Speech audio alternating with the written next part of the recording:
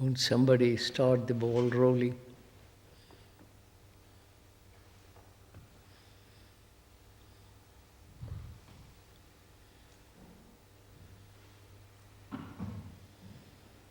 If nobody else wants to start the ball rolling, I do very badly. Because you spoke last Sunday of a non-personal intelligence from which correct action would inevitably spring. As a group here, we're constantly obliged to take very serious decisions. We asked masters to leave, we asked them to come, we asked students to leave, we asked them to come. And we're terribly exercised in our minds as to how to arrive at a correct decision. At present, the best we can do is to put opinions into the pool. And somehow, from that pool, we don't normally take a full decision. It's a sort of a wobble. Dorothy acts. And one feels the real urgency of being able to look at these problems with more clarity. I could take an instance if you want, but you probably don't want. This boy who came with his shoulder up like this.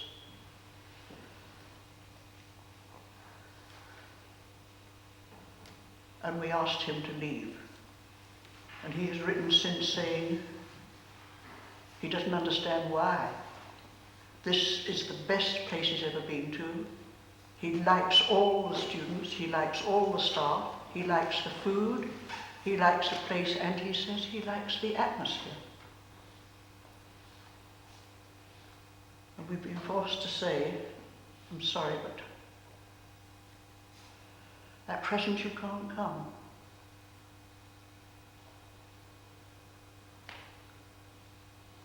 How can we put ourselves in touch, individually, personally, or jointly, with action which is really intelligent, that is, in my reasonable and compassionate? That is the question I'd like to ask you, sir. What do the others say? I don't want to pass the buck, but I'd like to find out. Well, I feel a weight of responsibility personally. We all meet together and we hope we arrive at right decisions in these great matters.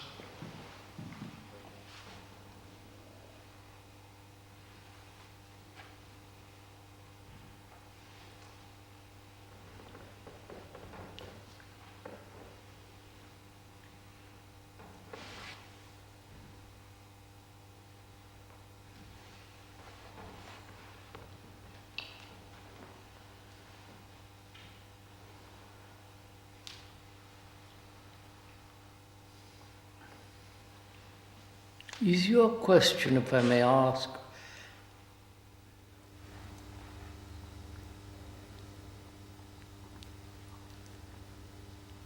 what is the right, intelligent action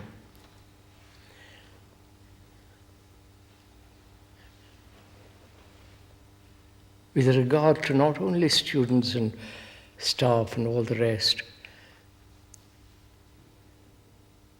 which is not colored by our own prejudice, by our own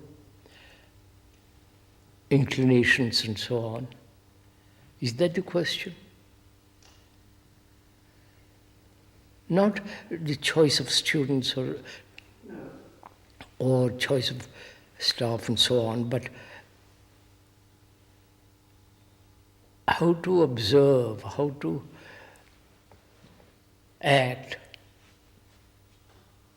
whatever the circumstances be.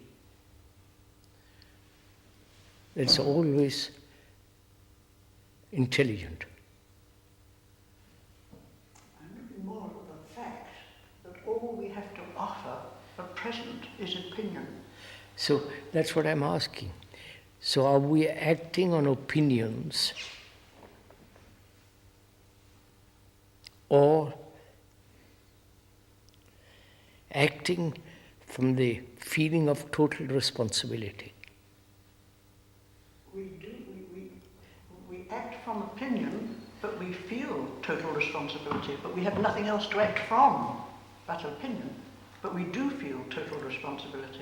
No, I'm questioning whether the total responsibility will not indicate the right action. It may, but we don't have it. I don't have it. Is that the question? Is that the problem? That we do not have this sense of total responsibility. I wouldn't like to say that. Not you. I'm not asking you personally, but the rest of us. I know you are and the rest.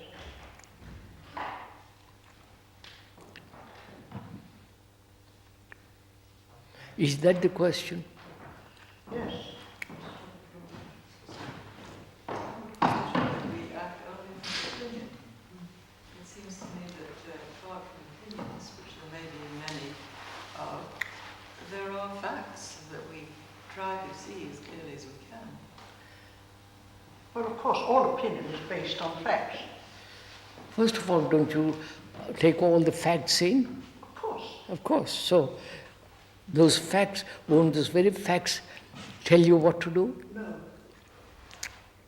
I'm asking, we're all involved in this. Facts didn't. There's one fact.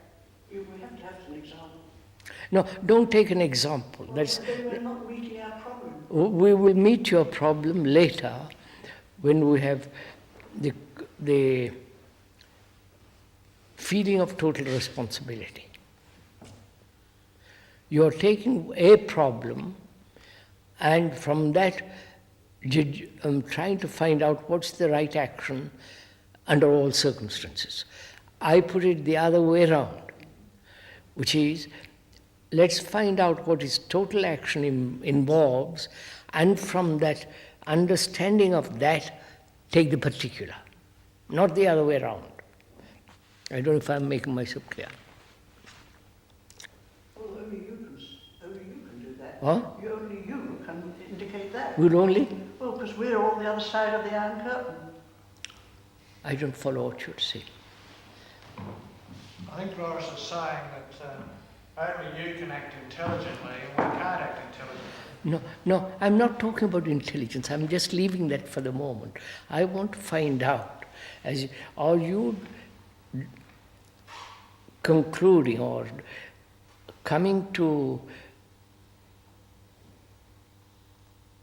the issue through a particular problem, and from that deduce what the right action should be, or from finding out what is total responsibility involves, and in the understanding of that, the right action with regard to a particular boy or girl will come about. That's the way I would look at it. Not from the particular, but rather the comprehension of the whole and then the particular. I don't know if I may be wrong. You're not wrong. I'm impractical. No, you're not that. But you're isolated. Uh-huh. You're isolated. Because, Uh-huh. just because... Then, Miss Pratt, let's be quiet. Just a moment. You use the words the whole. Now, What? that very word, the whole, Are you- doesn't mean anything to us. If you talk about the whole, there is life in the plants and the trees and the stars. No, come off it. I'm not on anything, Christian. I'm not talking about the stars and... You're talking about the whole, which is just as much a mystery. No, I'm not talking of mystery. I'm talking of the feeling, please listen, I'm talking of the feeling of total responsibility.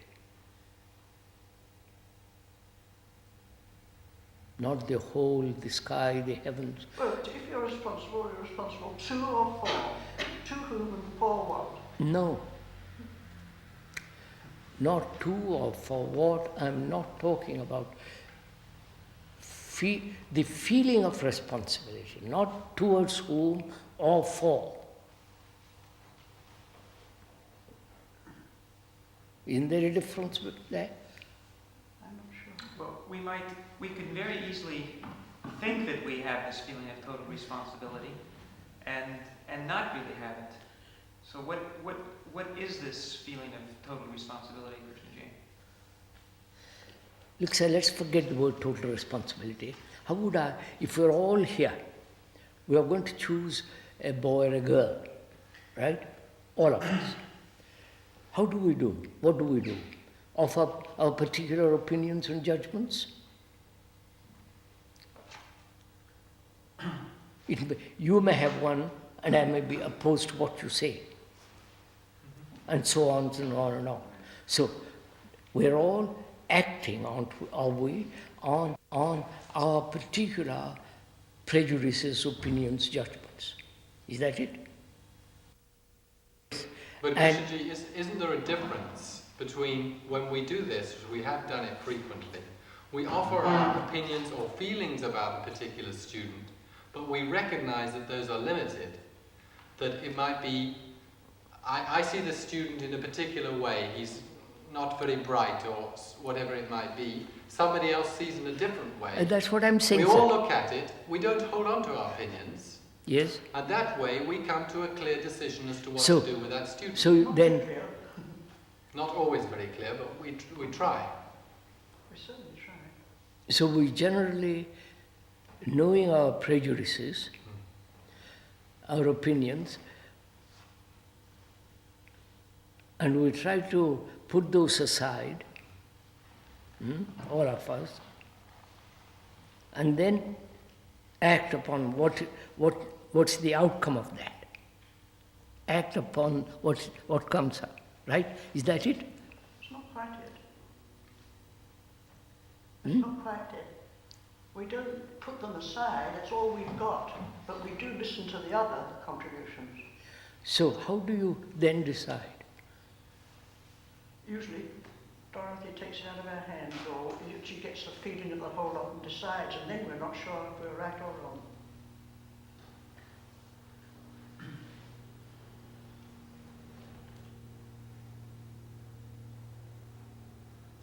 The facts are pooled by each one of us, and from the facts, I think some indication of a right action comes about. I don't think it's a sort of weighing and measuring like that at all. That seems to work out. Yes. Then what's the We problem? may make mistakes, but I don't think it's a question of one doesn't have a sense of the wholeness of the situation. So there is no problem. I don't feel so. Then, I feel that that is what one's having to meet and yeah, deal well, with. I've finished. But it's not finished. But what isn't finished, Dorothy? Well, the boy writes another letter saying, after we've come to our decision, he says, this is the best place I've ever been at, the teachers are the best I've ever met, the students are the best and kindest, the food is best I've ever had, these are the words he says, and I like the atmosphere of the place, and in time I could unfold there. What is the problem in that? Yes, what is the problem with that? But we've said he can't come. That's right. That's perfectly all right. Why is it now a problem to us? We've done the best we could in deciding that. The But fact that there's he no- writes one letter or 25 letters. But the point is that, in my view, the multiplication of ignorance doesn't necessarily produce intelligence. But you were assuming that this is a multiplication of ignorance. Well, as far as I'm concerned, my opinion is ignorance. It's based on ignorance. No, but for the boy to multiply his ignorance, if you like, by stating all these personal facts to do with him only, not taking into the whole background and purpose of this place, is to repeat the very fact that made us come to the decision that we came to. You know, we don't. And you only make mistakes if you don't know all the facts. But none of If us you've knows all. investigated all the facts, you don't make mistakes. But You've got all the facts. we don't know relevant all of facts. that.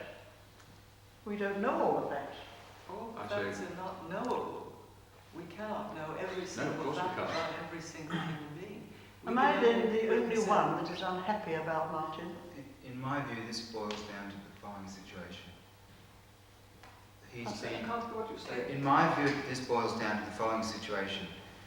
It seems that he's been misled to a certain extent through a series of unfortunate incidents. He's been deeply let down, and the problem, it seems to me, is that are we destroying him by our action? And is the fact that we have made a mistake in the first place by taking I would like to hang you up on that, because That's- there's I'm no asking. mistake made at all. He came to investigate the situation. as He other came, and students. in writing it was put to stay a week to investigate the situation. Yes, He was never accepted in the school. I see. Well, in that case, I'm wrong. You certainly are. I was under the impression from the previous meetings that process should have taken place last Not at year, all. and that a decision should have been Not made at then. all. And that We saw him for 20 minutes and he said it was inadequate and we invited him to come again. Did he like to come on those terms? And he said, yes, he would like to. Ah. Excuse me, Krishnji, I was late. Was this meeting called to discuss this No. particular boy, or is No. this... I don't know, Pratt asked her. She started with this problem. Well, I Possibly, Doris is calling attention to the difficulty in distinguishing between perceiving something clearly and just having an opinion about it. We might very well form an opinion, but then the problem seems to come when we mistake it for perception and then we hold on to it. But after all, what you're doing appears to succeed. Maybe little lapses here and there, but it generally is working. Yes. What's wrong? Yes. Well, there's nothing really wrong, I don't think, with the way we go about things generally. It's just that occasionally. Why raise this problem if it's working? Well, it's just that apparently at times there's a difficulty with someone when there is an opinion and it's thought to be a clarity or it's thought to be perception. And I don't know anyone that doesn't suffer from it. So being able to distinguish between clarity, clear perception and an opinion, I think, is the problem Doris is addressing herself to.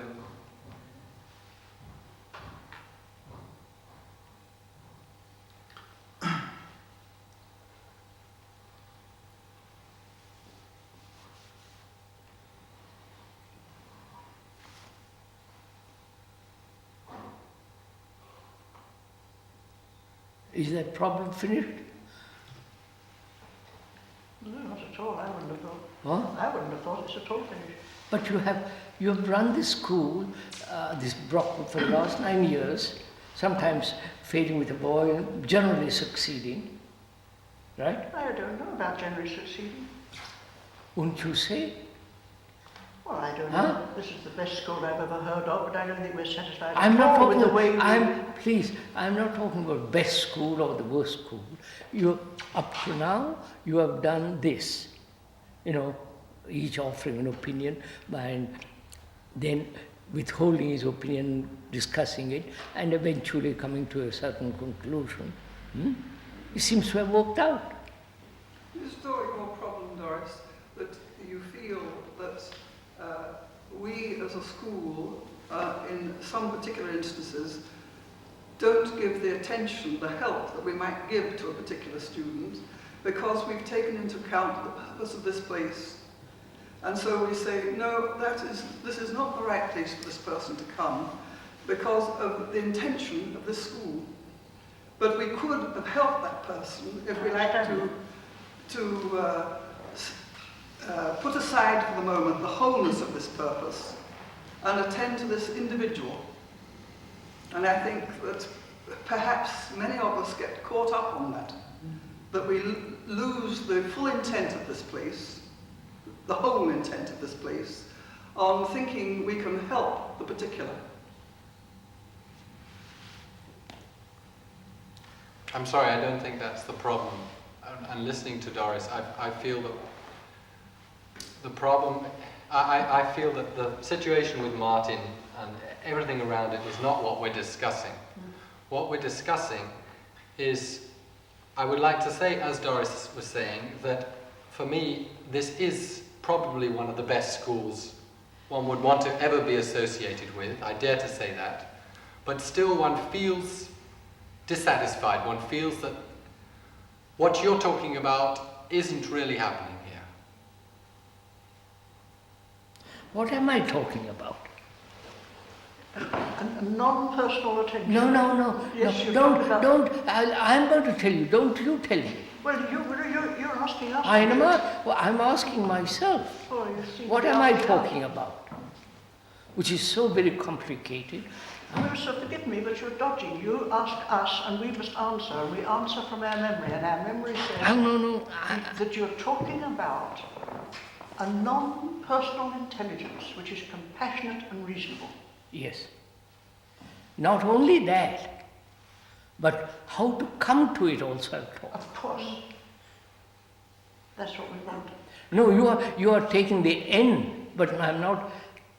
Well, I mean, to go somewhere, you've got to know where you're going. That's where we.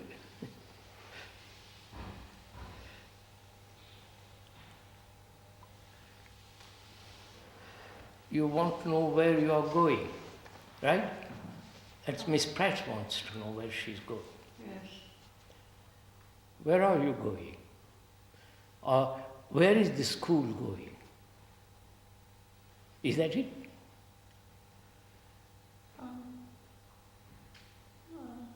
It doesn't seem to quite voice my feelings. My feelings are, how are we jointly together, individually and together, to have the feeling that we've dealt with something rightly and can let it go.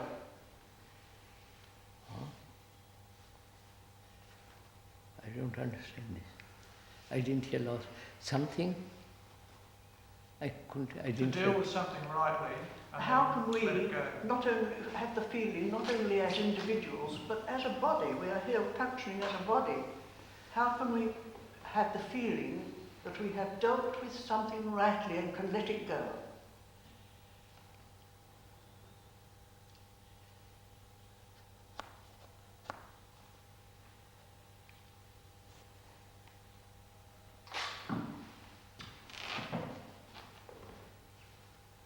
I feel that what Doris is really saying is that she is seeing, really seeing, that opinions divide the school, divide people. And she is asking, can we function without opinion? Yes? Yes. That's up to Can you. I function with That's up to you. If you see opinions interfere, you just say, all right, I'll keep my opinions in abeyance and let's talk about it. Thank you very much.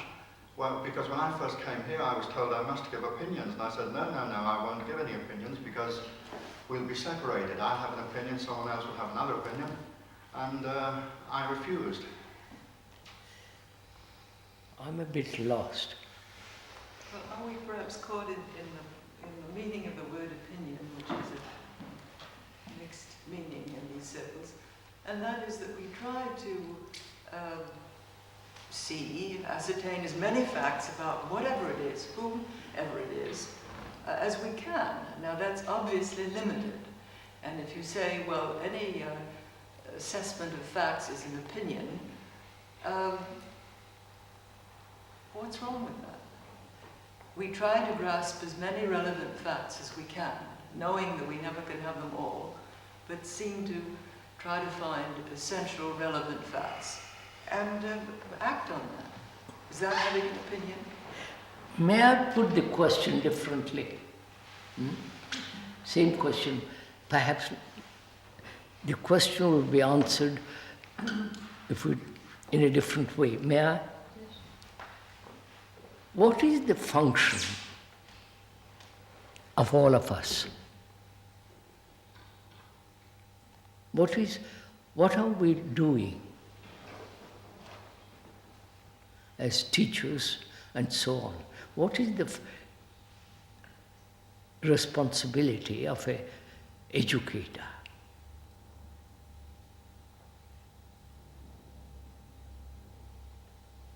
Would that answer, if we go into that, would that reveal the right action with regard to the choice of right students and staff and so on? Would it, Mrs. D and others? I'm just asking. I may be barking up a wrong tree, or the right tree.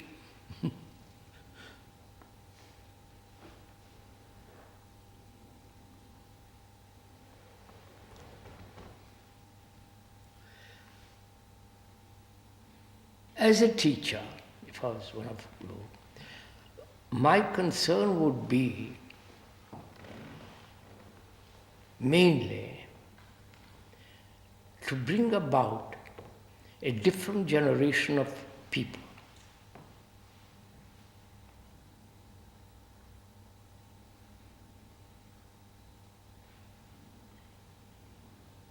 Totally different from the social pattern, the economic, political, and all that.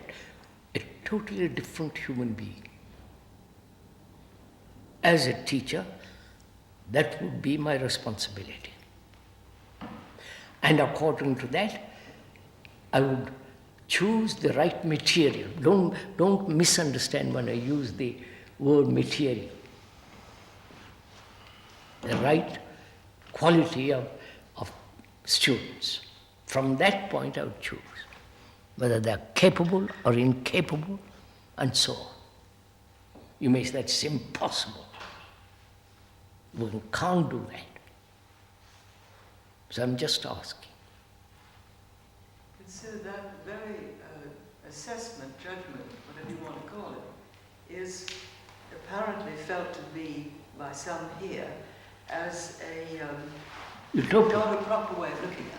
No, that it's such an incomplete process that we make that judgment, that assessment of whether the person. I'm not talking of judgment. Please, would you kindly listen? I am not talking of judgment. I leave that out for the moment completely. I am asking, what is my function as a teacher? What is my responsibility?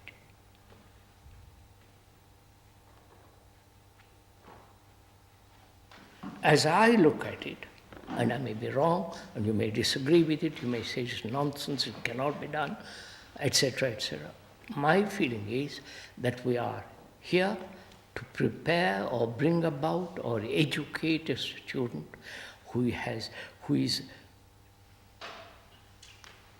a human being who is totally different from the pattern of ordinary human beings. Yes, sir, but you already have a feeling, a perception, an insight, an inkling or something of what a good, true human being could be. No, you are not understood what I said. No, if there's a gardener who wants to produce... No, I'm not talking about a gardener. I'm talking about a teacher and a student. What is my responsibility with regard to the student? And my responsibility is to see as a teacher, as an educator, that he's educated, whatever word you like to use, so that he's a totally different human being from the ordinary pattern. That's all my concern as a teacher. That can't be accurate. And when I say it can't be accurate, as a teacher, we are the teachers. We don't have that perception of a human being. Let's inquire. You see, let's inquire into it. I'm not saying you must have a perception of it and then work towards that. You can't have a passionate feeling to do something you know not what. I am not talking about that. Sorry, Miss Pratt. I am saying, is it my responsibility as a teacher to see that the student comes out of Brockwood as a totally different human being, who is no longer self-centered and all the rest. We can describe what a different human being is, but is that my responsibility?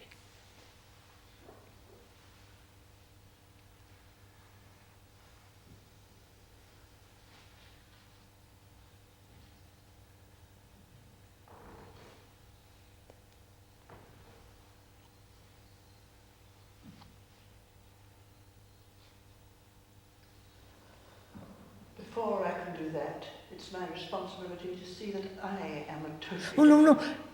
No, you see, I want to stick to one thing. Forgive me. Do I feel as an educator, I'll repeat it again, if you don't mind, that my function, my job,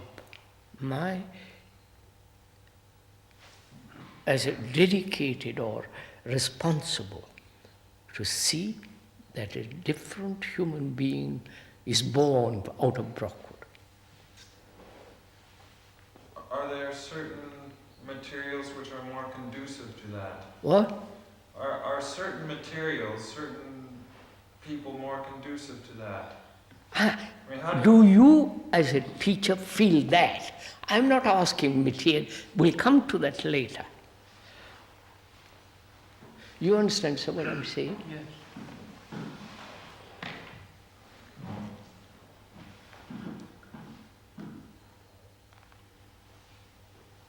No school is concerned about that in the world.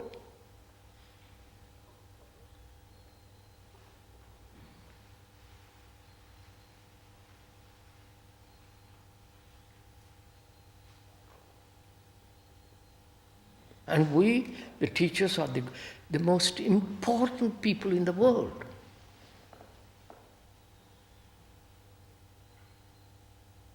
The greatest profession, if you like to use that word, profession. Because we are responsible for the future generation.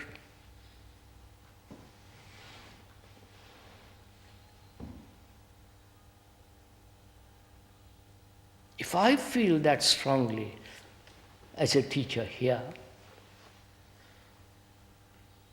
and I feel that is the greatest thing I have to do in my life, because I'm a teacher.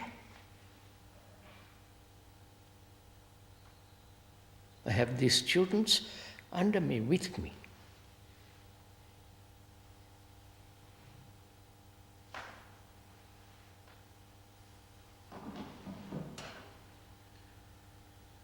But then, if I feel that, I say, now what shall we do together to bring this about? Do we all feel that? Or you may feel it, and I may not feel it. Can we all feel this sense of the noblest of all, sorry to use these words, forgive me, it is the greatest thing that we have as a teacher.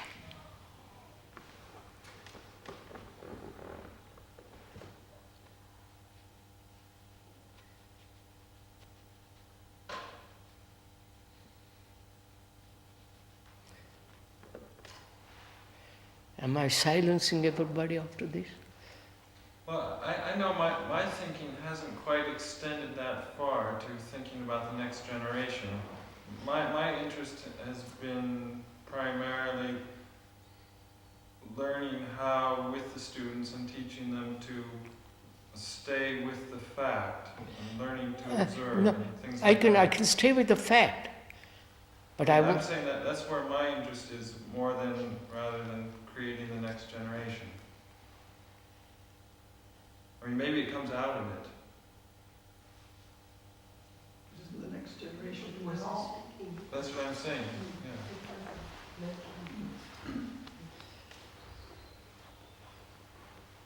No, you're misunderstanding. Perhaps I'm not making myself clear.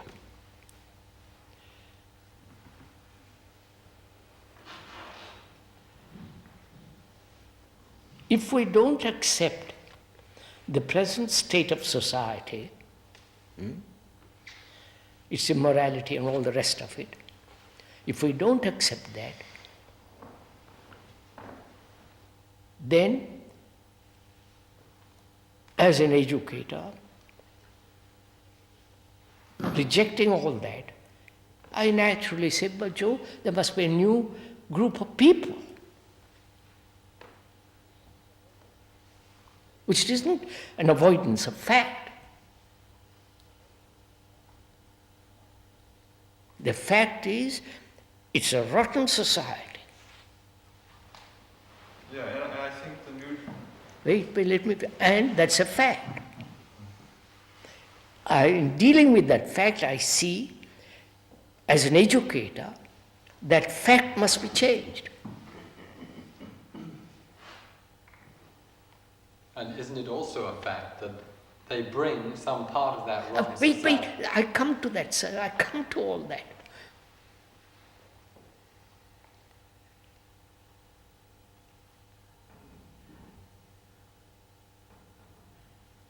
But would you agree that the growth of the new generation is an outcome of staying with the fact?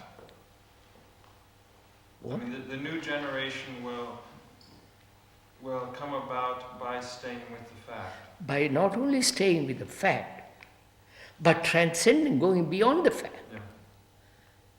Creating another fact. Huh? Creating another fact. No.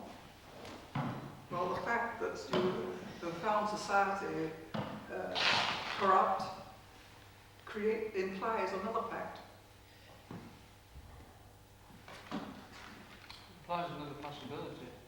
Yes, implies the possibility.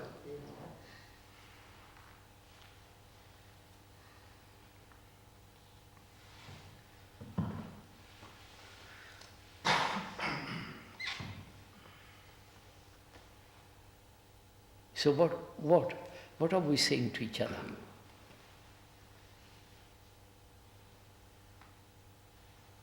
Well, we're trying to find what our common interest is. What? We're trying to find what our common interest is, and what is guiding us as a body. Is that what you are talking about? I think that's what's being called into question. Huh? I think what's being called into question. Do you, then let's find out the common interest. Do you feel as an educator, taking the facts, remaining with the facts, seeing the facts, the consequences and the implications of the fact, to go beyond it?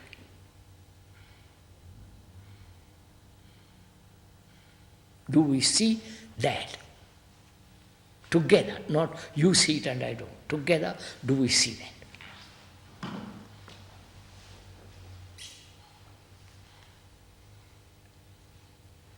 Isn't that implied in us being here? Isn't that implied in us all being here? I don't know, I'm asking. Because you say, as you say, do we all have this outlook, this feeling, the reality of this? That's what he's saying, if I understand it rightly. Do we all have the same fact in front of us? Or we are all coloring the fact?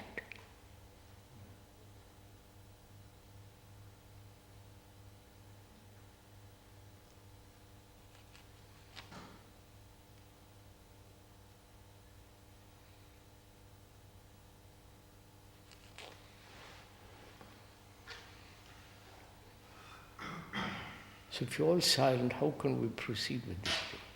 I said, generally speaking, thought and feeling are more powerful than this fact and displace it. So feeling and emotions, all the rest of it, much stronger than facing this actual fact. Is that it? Yes. Why?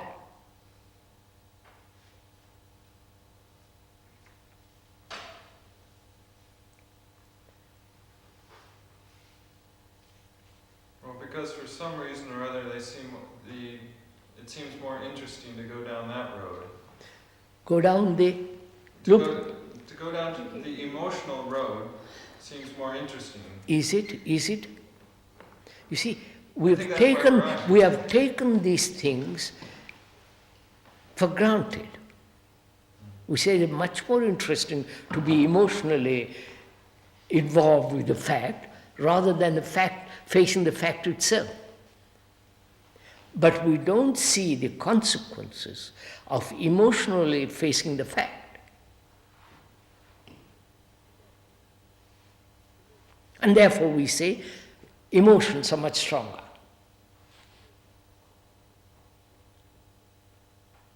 I don't know if I'm making myself clear on this point.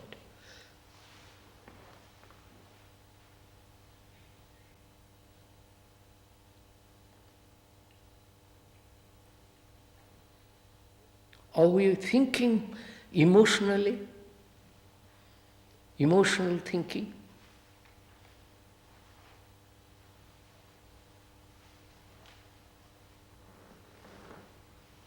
And therefore they assume a tremendous strength and dominance.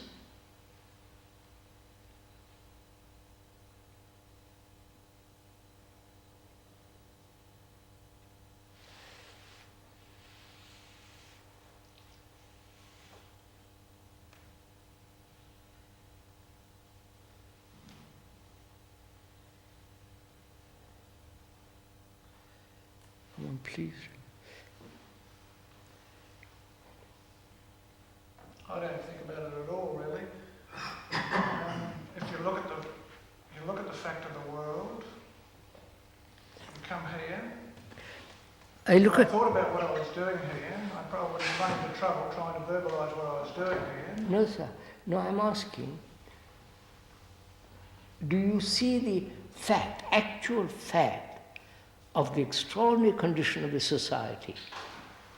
Right? You see it. There's no deception about it. There's no, say, I like it, I don't. It's a frightful mess. That's a fact. Well, I don't have to think about that. No, it's a fact. Yes. Wait, you don't have to think about it. You have thought about it, but you realize it is dirty. And if you are an educator, you say, I can't allow my student to enter into that. Allowing quotes.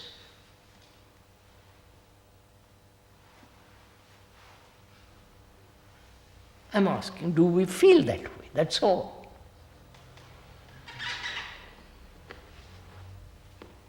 I think the problem is in learning to, well, to see the emotion, well, I don't know how to put it. I mean, well, to the extent that we haven't seen the fact, we remain in these other roads which seem most interesting. I think we haven't seen the real nature of this emotional thinking, and therefore we think it's more interesting than staying with the fact. What is there to think emotionally about murder, about the terrorists, about the wars? I know, but there's all sorts of implications about this emotional thinking. I mean, there's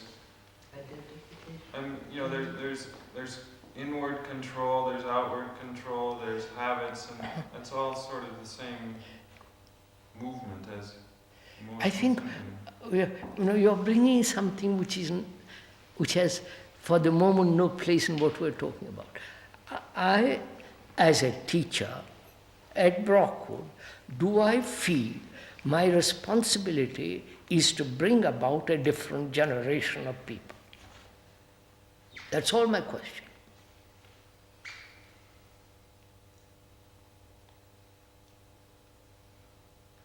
A different generation in the sense, seeing the facts of the world, what is happening, religiously all the nonsense that goes on, and the terrible things that are happening. And I, as an educator, I say, my responsibility not to see that this student in front of me doesn't become like that. That's all my question.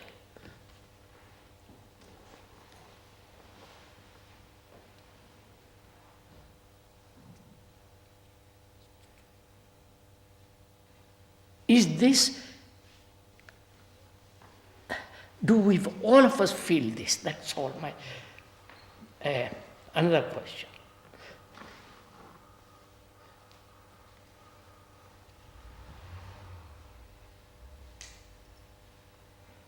It's a curious thing when I listen to that question, I don't really know. What do you mean you don't know? The fact is there right in front of our noses, right? I can only tell from what my actions go. No, I'm not talking about action. You see, I see the fact, and I've got a son, I'm the educator, and I don't want him to enter into that area.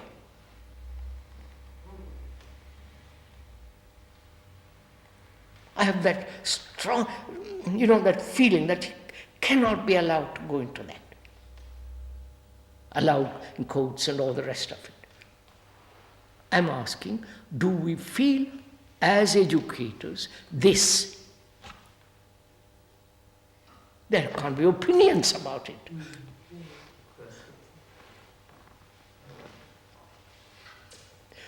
What the generation of the future we can discuss, that's a different matter.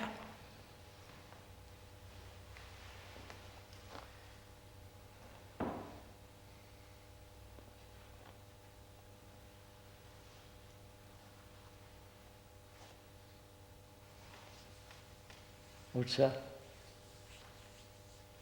Everybody's silent, what am I to do?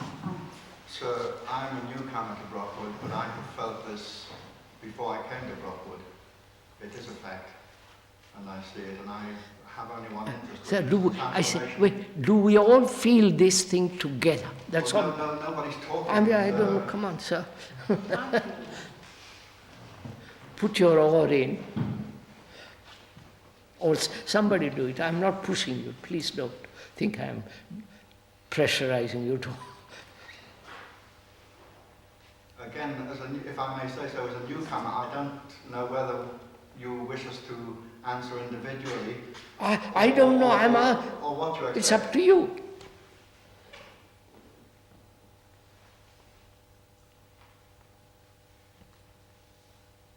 And certainly, You see, please. Certainly my concern here or wherever else I might be working is you look at the world and it's obvious. It's not in a very healthy state. And I don't know, it seems so simple to me that whether it's the children here or the children anywhere, I want them to live really healthy lives. And Yes, find out what so, does that mean. So my responsibility then is to see that he doesn't fit into that. Right. Then I'm just asking, sir, before we go into details, into what we should do or should not do we have this feeling?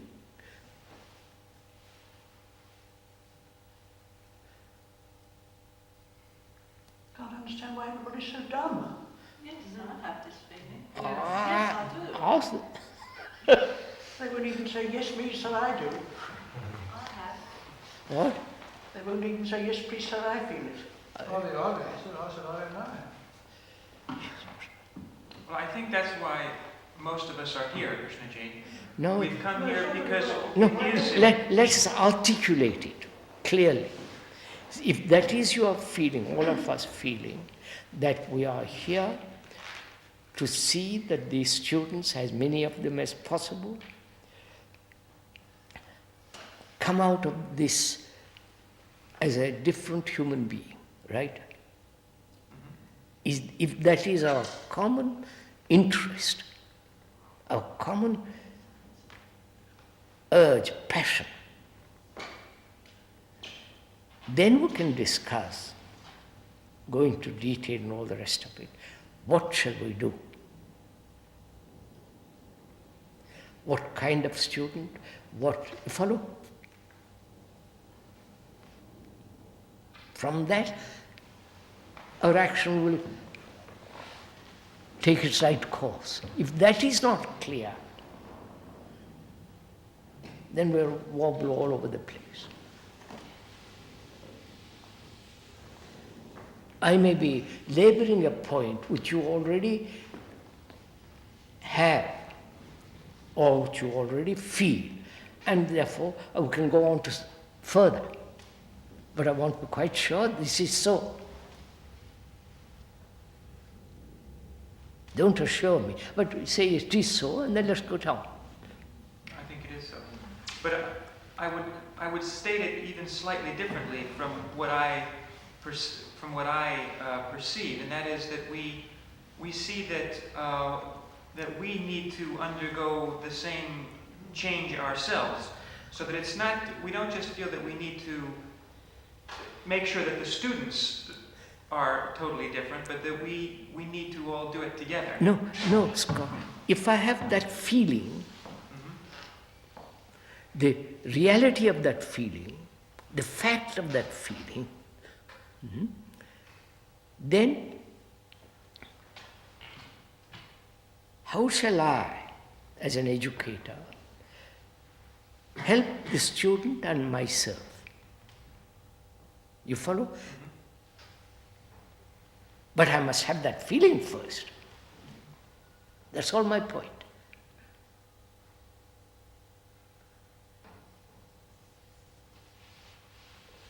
Krishnji, I feel I care for some of the students some of the time, but I don't have that feeling. No, not the feeling for some or not. No, I know, that's what I'm saying. No, sir, I'm not talking of the few or the many. I'm asking, if this feeling exists, then my relationship to the student is that both of us have to do something together. Not that I'm telling you what the future generation is going to be. Right? But everybody's so silent. What's happened? I think everybody's listening, Krishna. All right. Everybody's listening. Then let's go on.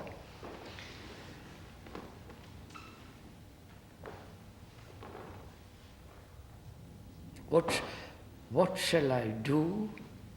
How shall I teach the ordinary subjects? And beyond the ordinary subjects, academic and non-academic? In what way shall I deal with this?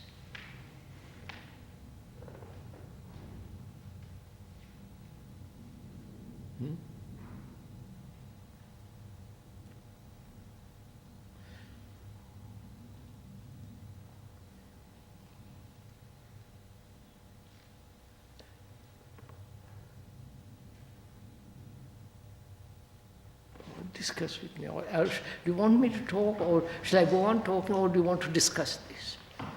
Oh, maybe we can dwell for a moment on what kind of students.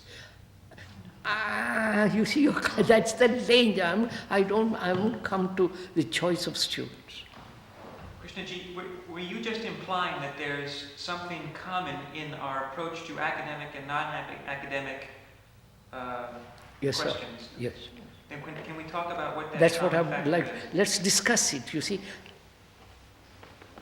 If I'm the teacher, realizing my intention, my dedication, my feeling, intense feeling, that a new generation is my responsibility. But not the mothers, the fathers, they're finished. It's my responsibility. And I want them, when I use the word want, quickly, this is a quick way of talking, because we have short time. I want them to have first-class brain, right? A brain that faces facts and doesn't move away from facts. That's the only kind of brain that is sharp, clear, young. Right? Now, how shall I bring that about. All right, sir? Am I proceeding all right? How shall I bring it about?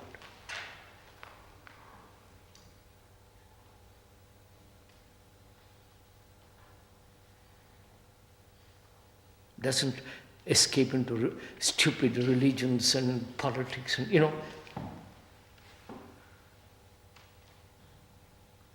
How shall I do that? I have to teach him subjects. Perhaps I can do it through subjects. Is that possible? One of the ways. Huh? Couldn't that be one of the ways? I'm taking, is that possible? I'm taking one by one. Is that possible?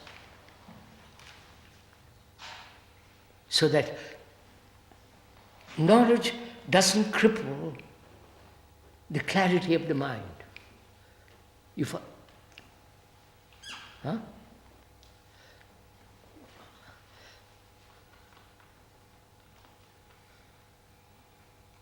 Information becomes dangerous. Knowledge becomes dangerous by itself. And when it is used by minds which are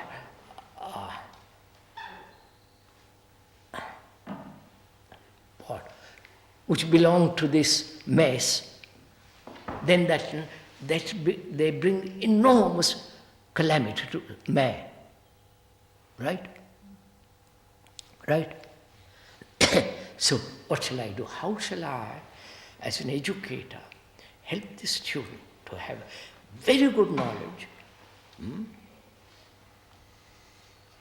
and not let that knowledge destroy the other field of existence? Huh? Are we going together in this? What shall I do? How shall I do this?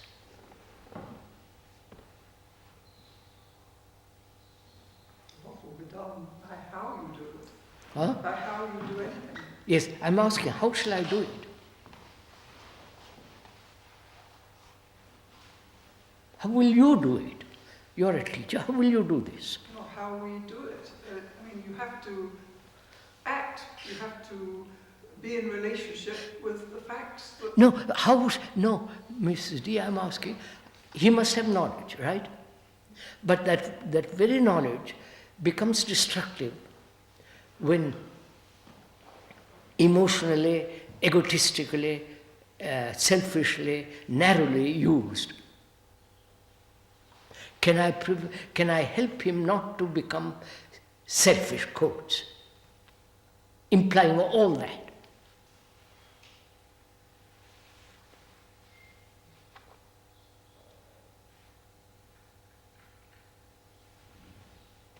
What's that?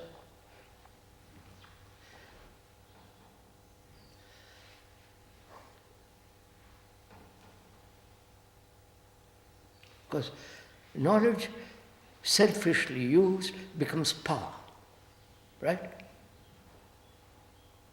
Political, economic, social, power in all directions.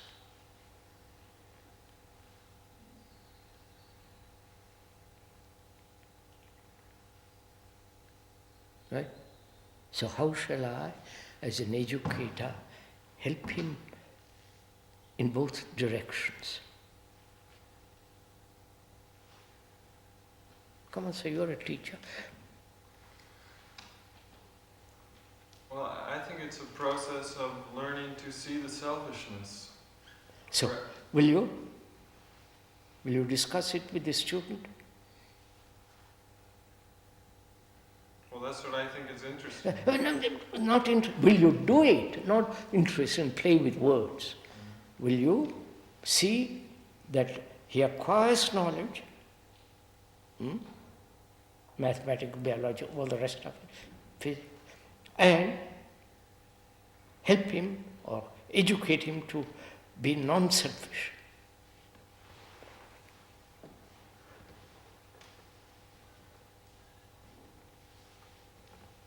We know now how to acquire knowledge, right? Huh? We help him to acquire knowledge. We are very good at that. But we are not as good as the other in helping the student to be non-selfish. Is that possible? Or is the conditioning of a student and ourselves so terribly strong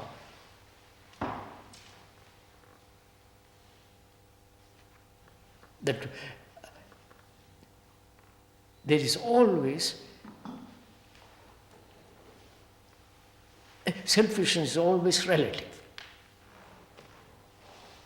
You follow what I mean? Huh? Huh? Is that an absolute statement? No, I'm asking, is it possible to educate the student to be totally non-selfish? Or help him to be partially selfish? I'm wondering, I mean, from your question, it made me wonder whether in the learning of information, which are pretty straight, non-emotional, dry, I mean, they're pretty factual. In that sort of learning, does it help one to see one's selfishness? It might. Therefore, that's what I'm asking. Whether you will, through the academic process of learning, through academic, whatever it is, learning, in the very teaching of information, party information, can you also at the same time help him not to be selfish? Or through the subject, help him not to be selfish. Not to be self-centered, emotional and woolly. You follow? Sorry. Can you help him if he doesn't see the importance of it? Huh? Can you help him if he doesn't see the importance? No, it's my job, my responsibility. I've got to do it. But it seems most of the kids are under so much pressure from their parents or their... I know, so I have to find... That's my responsibility. I have to find out a way of dealing with this. He comes already self-centered, right? Conditioned, whatever you like to use. And I also come with the same, died in the same wool pattern. And so, can I, in teaching him knowledge, help him to be unselfish and myself, the whole together?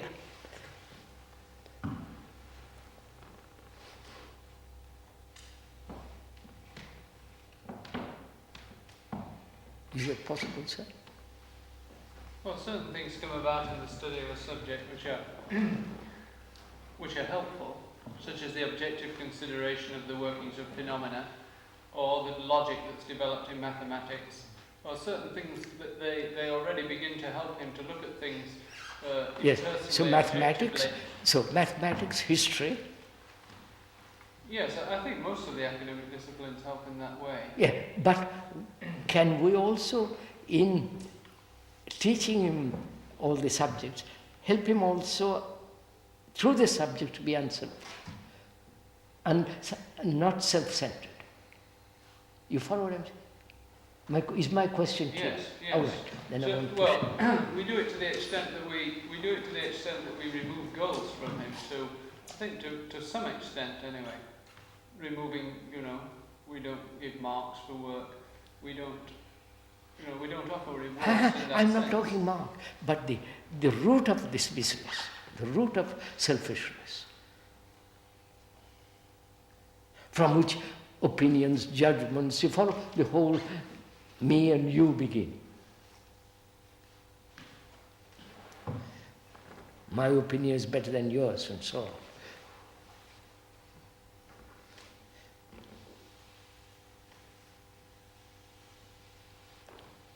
But isn't it so that in a relationship, in a class with a student, sooner or later, the student begins to reveal himself and his selfish wants and concerns. And from that, one can begin to talk about what's happening. Sir, as a teacher, it's your responsibility, right?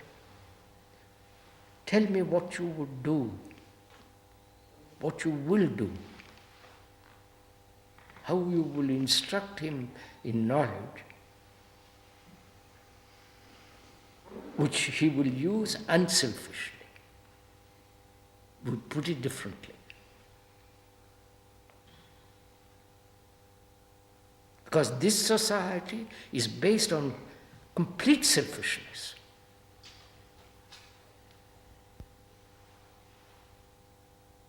Well, already by not eliminating, but by putting, say, things like exams in a certain perspective, you are helping him to study the subject for the interest of the subject. All right. That's already a step. But are you helping him to root out this poison? Well, that is a help. That's a little help. A little help. So, wait, look at it. Are you adding little helps?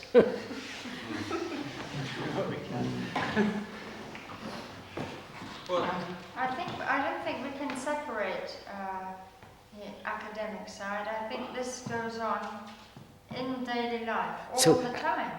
All the time. So, in class, out of class, so what does it all mean? the thing I'm worried about is that we form ideas of unselfishness. Oh no, I'll use another word. No, I know. I'm not saying that you're... I'll use another word if you like. No, the word is fine. I'm worried that in our relationships with the students, in our attempt to see the fact, we instead put on more controls. We strive towards unselfishness. So you have to say, can you help the student, and therefore help yourself, both together, to see the implications of control, the implication, consequences and all the rest of it, which is the awakening of that intelligence, which will then say, do the right thing. You follow what I'm saying?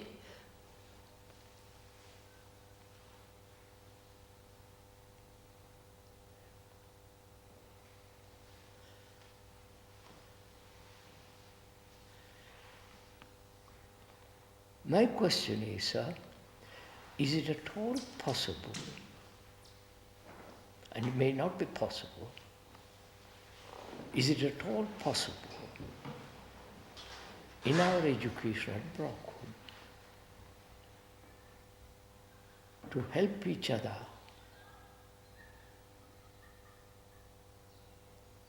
to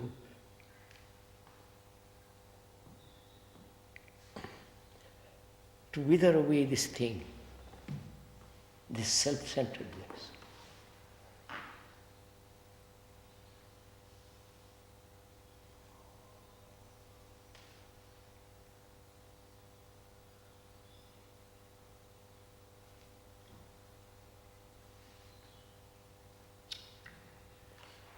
I remember one suggestion you gave once with regard to a smoking problem, and you said not to resist the smoking or indulge in it especially, but to rather be aware of your hand as it went for the cigarette, to be aware as you know, things like that. Are there... You want me to talk like that? Well, yeah. Oh no! That means you are then not creative.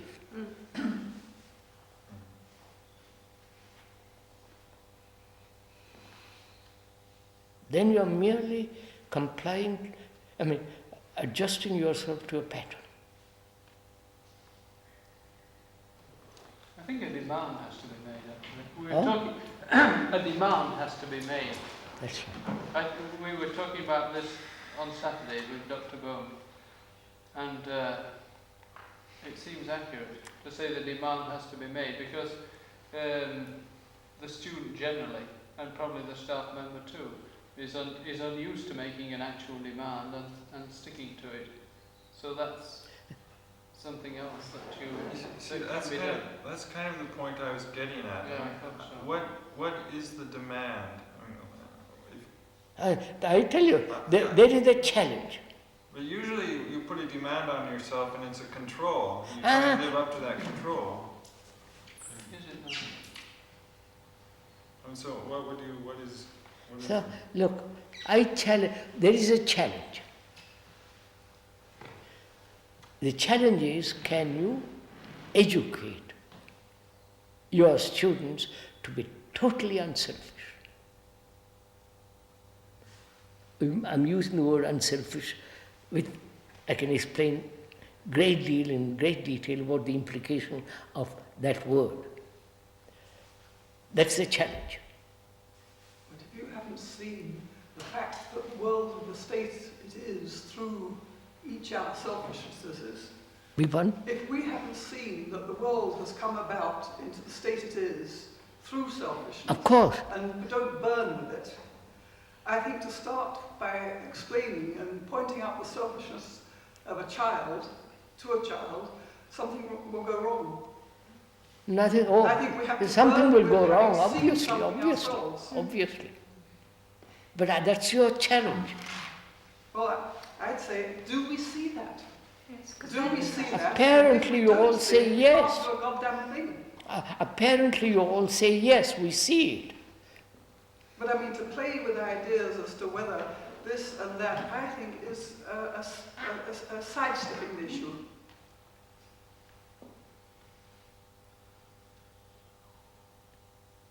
I mean, is it a challenge, or are we creating the challenge? Do we see it as a challenge? I mean, it's a challenge to an educator. Exactly.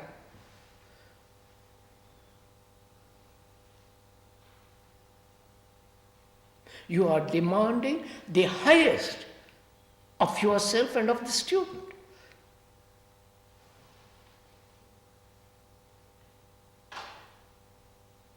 And that built-in something enables you to know how to act.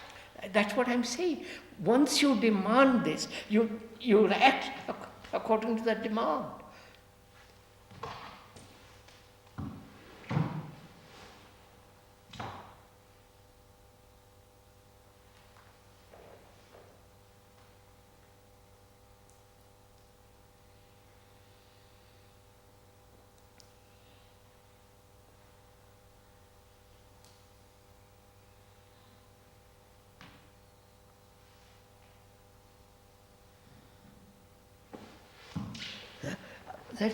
I'm asking you, because you're sitting there. I don't know this gentleman, he's new to me, so I'm tackling you. It might be X, that person sitting here.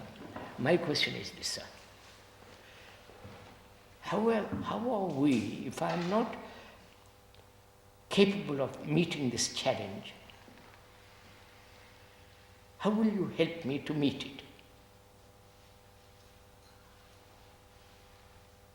Because you are a teacher, you are responsible. Are you a student? Yes, doesn't matter, I'm your student.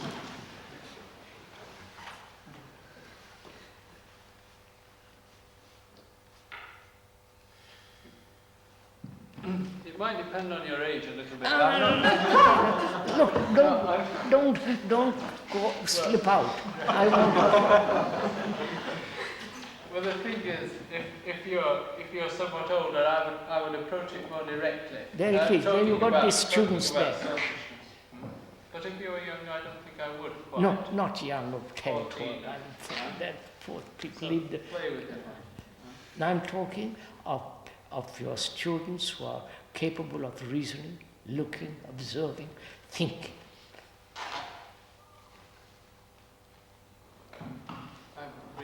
I bring it into what I do in the classroom. In the sense of looking for the link between what is happening there and what is happening in him, or how he's doing. What do you teach, sir? French. French. How will you, in acquiring the knowledge, that particular knowledge, how will you, in teaching French, help him to understand the whole nature of this self and its destructiveness and so on, so on? How will you combine both?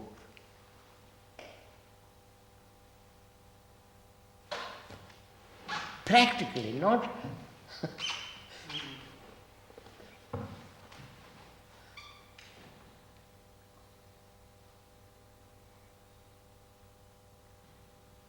What would you do? Come on, what will you do? Any teacher, what will you do? You're teaching physics, biology, whatever it is. Or yoga.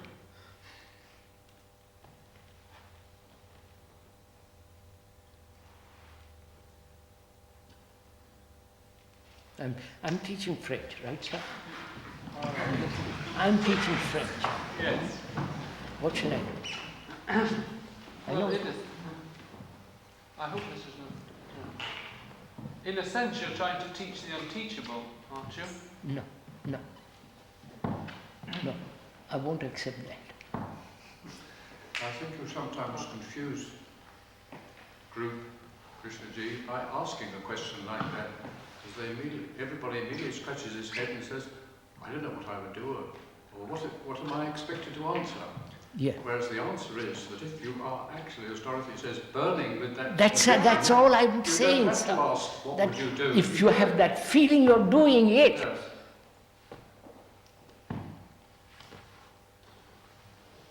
I have that feeling, that's me. I have that feeling. And I've been teaching French.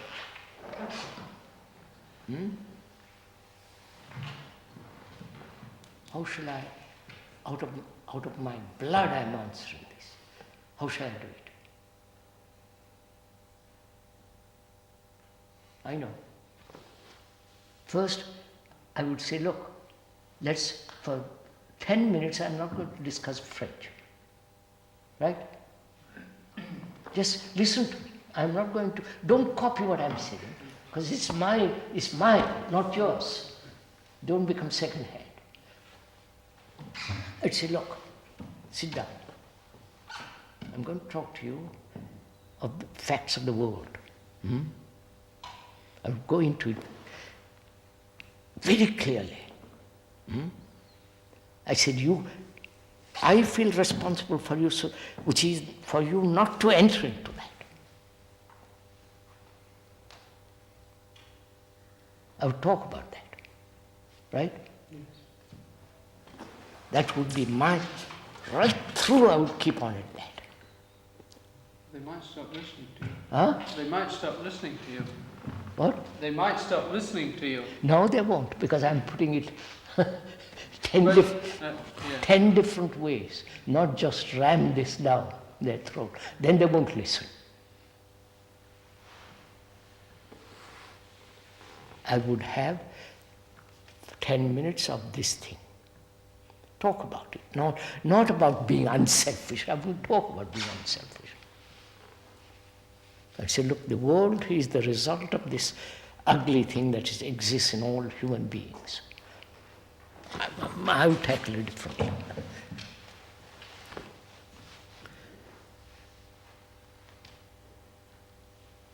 What I'm trying to point out, sir, if I may gently, if it is a challenge to you, you have to invent, right? You have to be creative. You have to work out what to do.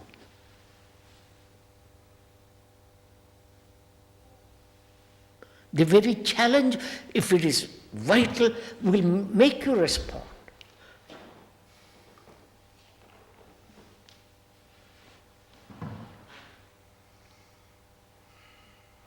When you see a beautiful room, it's a challenge, and you respond. You don't say, now what shall I do? Or have I done the right thing after it's over?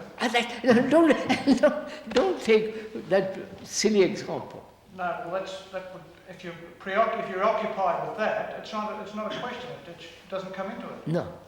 But I'm saying, sir, something else, which is when we feel something very strongly and demand the greatest excellence out of us, out of oneself, something takes place from that you act. So if we're feeling it as strongly as that, we are communicating it non-verbally, Yes. even if we're saying something else.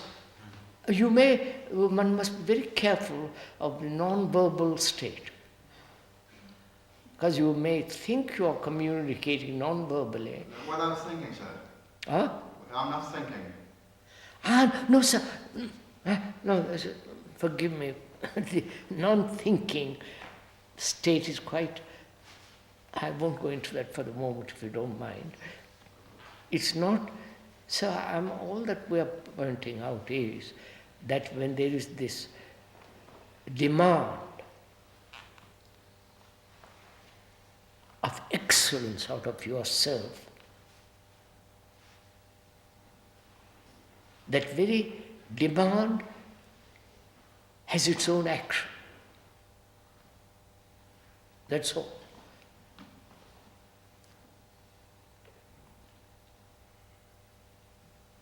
So as an educator, I come back to that point, do we have this demand? I'm not doubting, I'm not saying you haven't got it, oh we have got a little bit, we have got 3/4 not completed, but this feeling. And also would you not go along with that when there is this feeling here, it's constantly alive, constantly looking, yes, exploring. So you don't get to a level of what you consider excellent. You say, stop, we'll do this for the rest of the time. No, you're constantly looking, exploring. But one must be careful, sir, of feeling too. I'm using the word, I won't use the word feeling, because that's another tricky word. Is there a demand of excellence in us?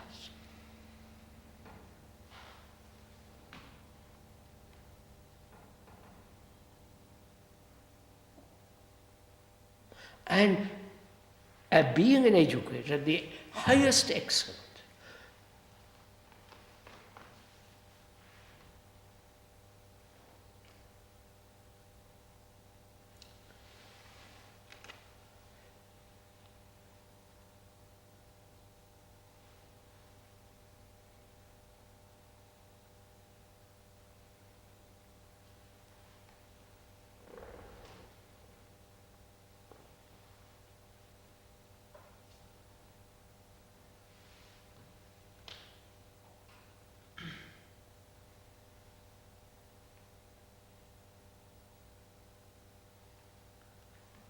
see, if he and I, or you and I, if he and I had the same demand and feel the same urgency of it, we too would talk it over together. It's not personal, you understand, sir? It's personal opinion, all that gone. You and I would say, now, how shall we educate them in this? We help each other. You see, it becomes creative, you understand what I mean? It becomes terribly alive. Well, Krishnamurti, what do you mean by excellence? Huh? What do you mean by excellence?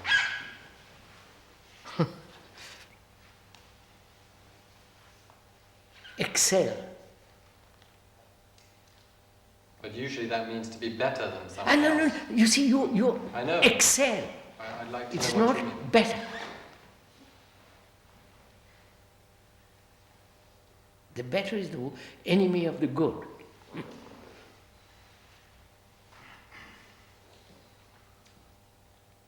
You're talking about excellence without any opposite. Excellence, sir. That is, excellent in my inquiry. Excellent in my capacity to teach.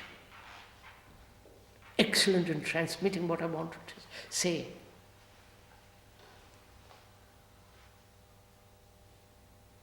excel in my responsibility.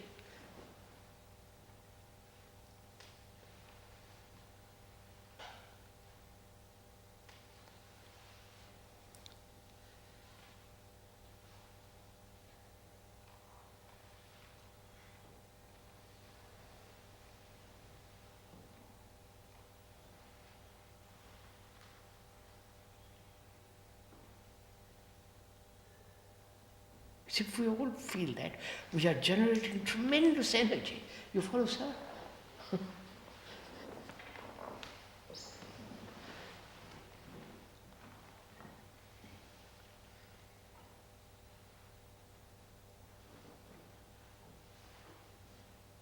See, when I'm demanding the greatest of my excellence, there is no need for control.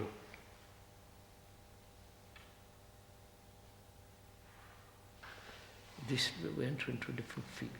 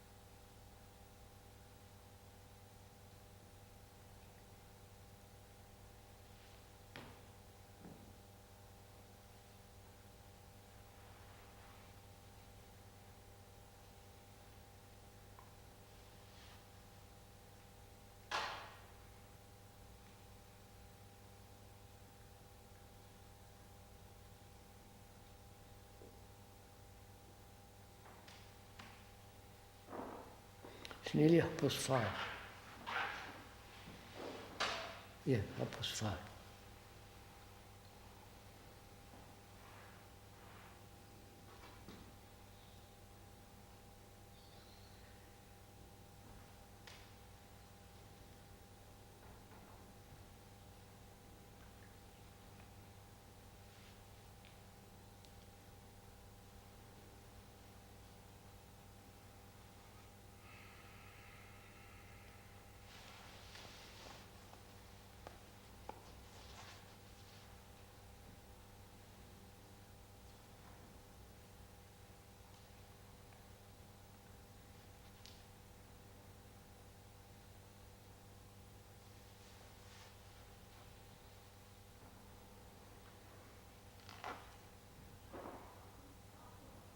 Should we stop?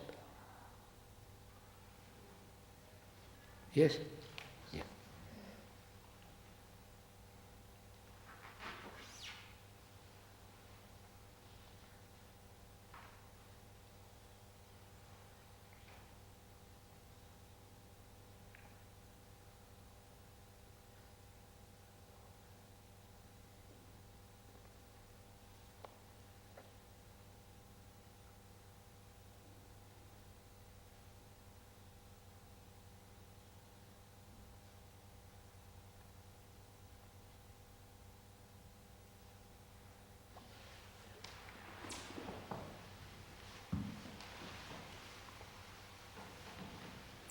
Ladies generally get up first.